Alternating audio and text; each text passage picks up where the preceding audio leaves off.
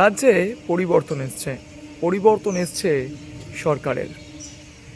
আমাদের প্রত্যেকেরই দীর্ঘদিন ধরে একটা ক্ষোভ ছিল, বাংলার ফুটবল ক্রমশই যেন রাজনীতির অতল গহ্বরে ডুবে গিয়েছে এবং বারবারই হয়তো আমরা এটাই আশা করেছিলাম যে ফুটবলকে আমরা রাজনীতির থেকে দূরে রাখতে পারবো। হয়তো এই ভিডিওটা অনেক আগেই আমাদের চ্যানেলের তরফ থেকে করা উচিত ছিল, কিন্তু বিভিন্ন বাধ্যবাধকতায় বিভিন্ন রকম নিশ্চয়ই জানেন কী ধরনের ব্যাপার এতদিন পর্যন্ত পশ্চিমবঙ্গে ঘটেছিল, সেই জন্য হয়তো আমরা এই ভিডিওটা করতে পারিনি। এমনকি যেখানে দাঁড়িয়ে আমি ভিডিওটা করছি সেখানেও হয়তো দাঁড়িয়ে এই ধরনের ভিডিও করা এর আগে সম্ভবপর হয়তো হতো না।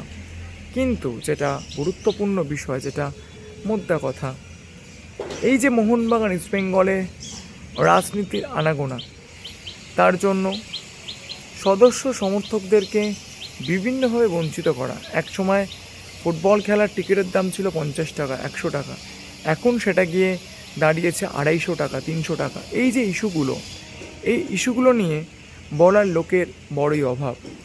আপনারা যদি আজকের মোহনবাগান ইস্ট বেঙ্গল দুটো দলেরই কার্য সমিতি দেখেন, সেখানে দেখবেন কোনো পার্টির বিভিন্ন নেতা মন্ত্রীরা তারা সেই জায়গাটা দখল করে রয়েছে। আপনারা যদি মোহনবাগান ইস্ট বেঙ্গলের যেসব ফ্যান্স ক্লাবগুলো রয়েছে বা যেসব তথাকথিত তারা নিজেদেরকে Mohun Bagan east Bengal related media channel বলে দাবি করে, সেখানেও কিন্তু দেখা গিয়েছে রাজনীতির প্রভাব স্পষ্ট।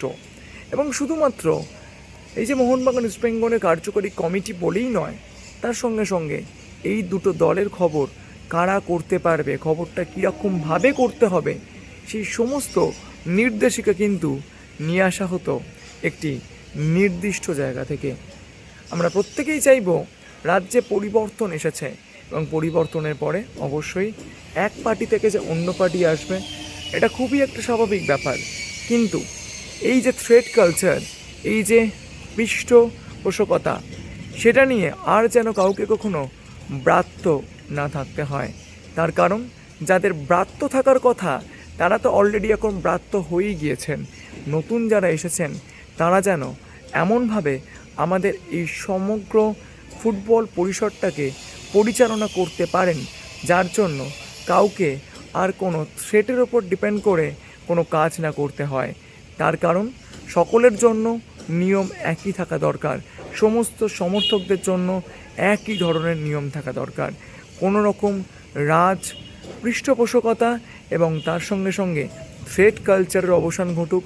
মোহনবাগান ইস্ট বেঙ্গল তারা ফুটবল মাঠে যেরকম প্রতিদ্বন্দ্বিতা করে সেরকম প্রতিদ্বন্দ্বিতা করুক এবং অবশ্যই সকলের জন্য সমান অধিকার, এই নিয়েই কিন্তু লড়াই, এটাই কিন্তু চালিয়ে যাওয়া উচিত বলে আমার মনে হয়।